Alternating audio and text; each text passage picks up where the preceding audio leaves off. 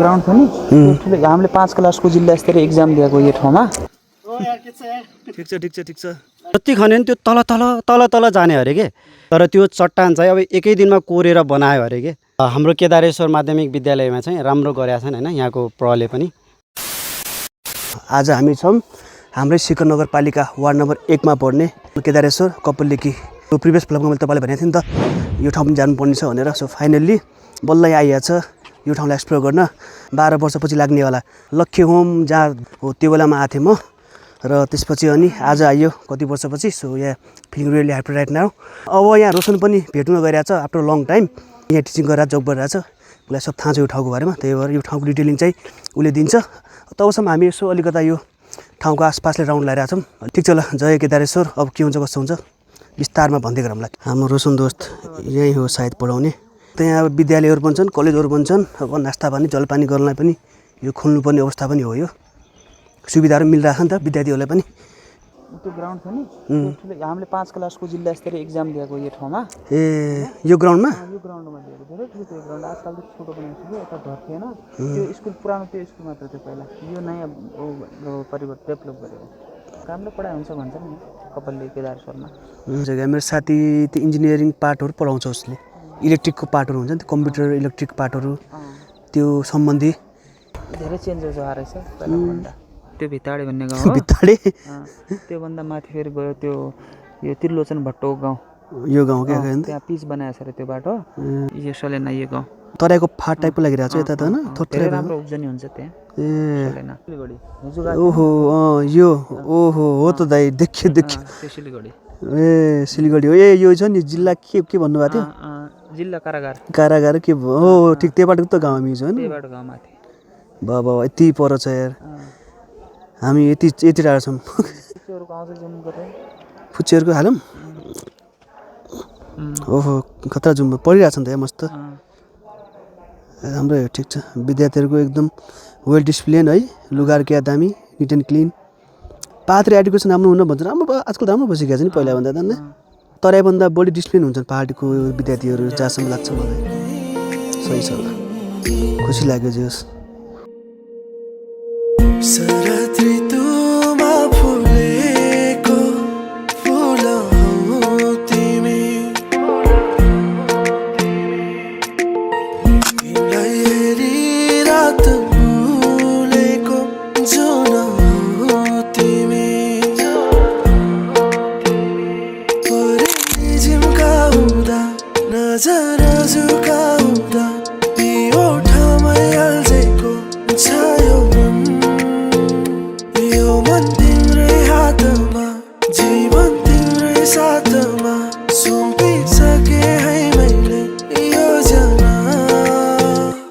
ठ्याक्कै कलेज बिदा भयो नि त अहिले। याद आयो मलाई आफ्नो कलेजको भने। विद्यार्थी टक्क हुलमा यस्तरी आउँथे। उताले हाम्रो पुरै अङ्गालमा मजाले कुरा गर्दै जान्थे केटाहरू। नेपालका कर्णधार हुनुहुन्थ्यो सबै यिनीहरू भविष्यका। यीमध्ये कोही अब इन्जिनियर बन्लान्, कोही के बन्लान्। ठिकै छ। यिनीहरू जति चाहिँ पढे पनि अब त्यही हो लाग्ने प्लेनै हो काम लाग्ने लास्टमा। तै पनि अब जबसम्म नेपालमा छन् यिनीहरूको चेहरा जस्तो राम्रै देखिरहेछ। कति मान्छे अब यहाँ पाहाडको लोकल छन् यिनीहरू होइन म्याक्सिमम् त होइन। अब कति मान्छे यहाँ अड्किन्छन् होला अब होइन। तर अहिले चाहिँ जियो साँचिरहेछन् इन्टरनेसनल एयरपोर्टमै हो। त्रिभुवन। अब त्यही भएर कलेज लाइफ र स्कुल लाइफ बेस्ट भन्छन् नि त। जिम्मेवारी खाँचो केही हुँदैन। काम भनेको पढ्ने हो, पास हुने हो, बस भइहाल्यो। अहिले हामी कति टेन्सन छ दाइ लाइफमा हाम्रो। अनि त्यो जिम्मेदारी बढ्यो भने त्यो दुःख भयो भने अनि जब यो कलेजको स्टुडेन्टहरू हामी हेर्छौँ नि त होइन अनि आफूलाई देख्छौँ कि त्यसमा हामीहरू अनि आफूलाई मजा लाग्छ। त्यसपछि याद आउँछ। त्यही हो। ठिक छ ल, धेरै पछि खुसी लाग्यो।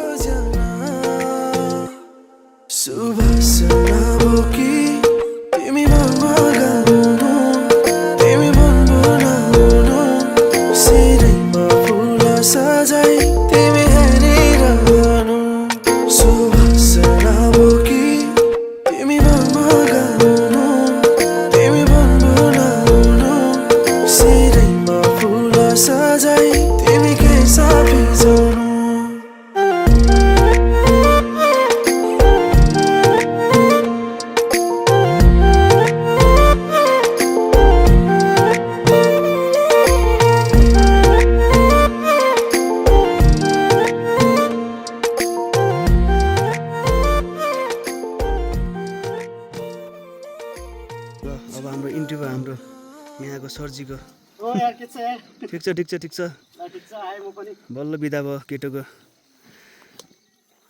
टाइम त धेरै लाग्यो त यार अरे यार यस्तै भयो यार पढाएर भर्खर आए भर्खर छुट्टी भयो वाट्सअप ब्रो के छ ठिक छ जस विद्यार्थीको 6 महिनापछि भेट भयो हैन खुसी लाग्यो 9 महिना भावे बच्चा हुन्थ्यो क्या एउटा फ्रीमा पाइने होला ए त्यो तिम्रो बच्चा नि भएको छ नि बाइ द वे त्यसको लागि एकदम बधाई छ थ्यांक यू सो मच अनि सब बिन्दास ठिक छ कतिको भविष्य बनायो त बनाइरहेको छु जे चलिरहेछ भनौँ चलिरहेछ के रोशन आएर रोशनी आज त फिल भयो रोशन त्यहाँ गइसकेर जानु त होइन ठिक छ ल धेरै पछि भेट भएको छ एकछिन यहाँ बस्छौँ अनि यो ठाउँको बारेमा मलाई त्यति खास थाहा छैन है अब उता अब लोकल मान्छे जस्तै भइसकेको छ यहाँ त्यही भएर लोकालिटी त्यो दुई चिज चाहिँ उसमा छ अहिले चाहिँ त्यही भएर उसको पनि एउटा भिडियो बनाएको थियो तिमीले पनि होइन केदारेश्वरको बारेमा त्यो पनि म टक्क हालिदिन्छु यताबाट लिङ्कमा कहाँ हालिदिन्छु चेकआउट गर्नु होला एकदम भइसक्यो बबालको साथ ड्रोन सरको साथमा उसले मजाले हालेको छ होइन त्यो पनि चेकआउट गर्नु होला र बाँकी स्टोरीहरू अब तिमी भन्नु हो न ठिक छ ल उसले भन्छ कहानी बाँकी चाहिँ ल यहाँको स्थानीयहरूको भनाइअनुसार यहाँ पहिला ठुलो शिवलिङ्ग थियो अरे के भन्छन् मन्दिर पनि थिएन सानो मन्दिर थियो पहिला अनि त्यो मन्दिरमा चाहिँ शिवलिङ्ग थियो अरे त्यो शिवलिङ्ग चाहिँ कस्तो भयो भने चाहिँ चोरहरूले चोर्न आँटेछन् कि त्यसलाई चोर्न आइसकेपछि राति खनेछन् होइन धेरै पहिला यो उच्चो थियो क्या डाँडा पनि धेरै उच्चो थियो अनि त्यो खन्दै त्यो डाँडा चाहिँ निचो भइहाल्यो अरे जति खन्यो नि त्यो तल जाने अरे के त्यसपछि तिनीहरू आश्चर्य भएछन् कि यो भइके आएको छ बिहान आउन आँटिसक्यो यो शिवलिङ्गको निक्लिँदैन त अब चोरहरूलाई पनि डर आएछन् कि तिनीहरू ला यो के हुन थाल्यो त भनेर त्यसपछि तिनीहरूले चाहिँ यो त किनकि त यो चमत्कारै नै हो भगवान्को भन्ने सोचेर उनीहरूले दोस्रो दिन चाहिँ पूजा गरेर क्षमा गर्नु होला हामीबाट केही गल्ती भएछ भनेर डराएर उनीहरूले माफी मागेर यो ठाउँलाई पुजेर गएछन् अरे के देवलमाडो भन्ने छ त्यो चाहिँ भन्छन् कि पाण्डवहरूले एकै रातमा बनाएको हो अरे मैले सुनेअनुसार अब त्यो कसरी बनायो होला नि एकै रातमा त्यत्रो त्यो चट्टान छ होइन एउटै ढुङ्गाको हो कि अब त्यो चाहिँ मैले खासै सुने होइन तर त्यो चट्टान चाहिँ अब एकै दिनमा कोरेर बनायो अरे के त्यो चाहिँ मैले अचम्मको कुरा सुनेको छु सबभन्दा अगाडि लाग्ने भनेको यसै ठाउँको हो होइन जाँत लाग्ने भनेको यो ठाउँको जाँत यति हुन्छ कि पुरा मान्छेहरू यति भरिया हुन्छन् कि यो ठाउँमा टन्नै हुन्छन् कि लास्टै त्यस्तो हुन्छ 12 वर्षवाला कि कुन होला 12 वर्षवाला त झन् भइहाल्यो 12 वर्ष त लखिउम भइहाल्यो होइन यो अरू पनि के तिम्रो जस्तै कि यो लाग्ने भनेको अहिले यहाँ चाहिँ दसैँभन्दा पछि लागिरहेको छ नि अरू सबै यो तिहारभन्दा अगाडि नै सकिसक्यो कि यो भयो अनि यो हाम्रो शिखरको जाँत भयो त्यो सँगै हुन्छ कि त्यस्तो हुन्छ म पनि यही केदारेश्वर माविमै पढाउने एउटा शिक्षक नै होइन त्यही भएर स्थानीय भएको हुनाले यहाँको बारेमा केही थाहा भयो हुनाले मैले केही कुरा भनिदिएँ होइन अब यो पनि विद्यालय हो हाम्रै विद्यालय होइन अब यहाँ प्राविसम्म 1 देखि 5 सम्म पढाइ हुन्छ अरू चाहिँ माथि चाहिँ 6 देखि हाम्रो 12 सम्म चाहिँ पल्लो बिल्डिङ छ होइन श्री केदारेश्वर माध्यमिक विद्यालय हो यो स्कुल चाहिँ हाम्रो गभर्मेन्ट स्कुल हो होइन हाम्रो केदारेश्वर माध्यमिक विद्यालयमा चाहिँ राम्रो गरेका छन् होइन यहाँको प्रले पनि गगनसिंह कार्कीज्यूले किनभने अब अरू स्कुलमा अहिलेसम्म पनि जाँचले गर्दा विद्यालय लागेकै छैन होइन यहाँ चाहिँ मजाले अस्तिदेखि नै लागिसक्यो र विद्यार्थीहरू पनि आइसके पढाइ पनि फुल हुन थालिसक्यो र विद्यार्थीहरूको डिसिप्लिन त तपाईँले भिडियोमा देखिसक्नु भयो होला होइन कस्तो राम्रोसँग टक्क टाई बेल्ट लगाएर मजाले आउने गर्छन् र सुदूरपश्चिमका विभिन्न ठाउँहरूबाट पनि आइरहेका छन् किनभने यस्तो राम्रो विद्यालयमा पढाउन पाएको छु लगभग विगत 3 वर्षदेखि पढाइरहेको छु अझै पनि पढाउँदैछु जे होस् खुसी लागिरहेछ यो ठाउँमा यसरी मजाले बसेर यहाँ पुरा यस्तो भिडभाड हुन्थ्यो पुरा धङ्गली उल्टिएको थियो त्यो जाँतको बेलामा है त्यो बेलामा खासै क्यामेरा थिएन मोबाइल पनि त्यति राम्रो थिएन हामीसँग भर्खर मोबाइल आएको थियो त्यो बेलामा त्यही भएर खासै क्याप्चर गर्न पाएन त्यो बेलामा भ्लगमा इन्भल्भ थिएन अब नेट थिएन केही थिएन त्यो बेलामा त्यही त हो नि तर जे होस् यत्रो वर्षपछि यही ठाउँमा बसिरहेको छु म र यही ठाउँमा चाहिँ यही मन्दिरलाई म हेरिरहेको छु इन डिफ्रेन्ट फर्म है दामी लागिरहेको छ यार युनिक फिल भइरहेको छ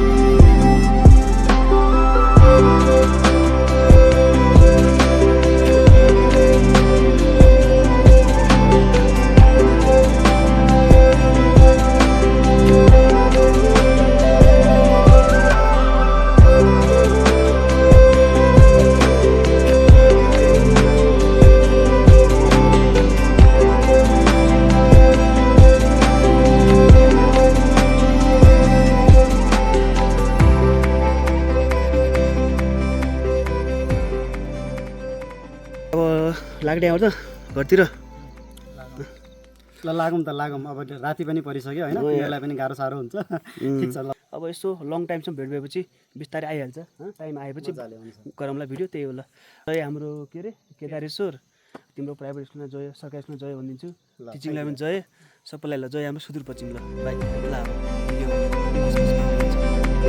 ल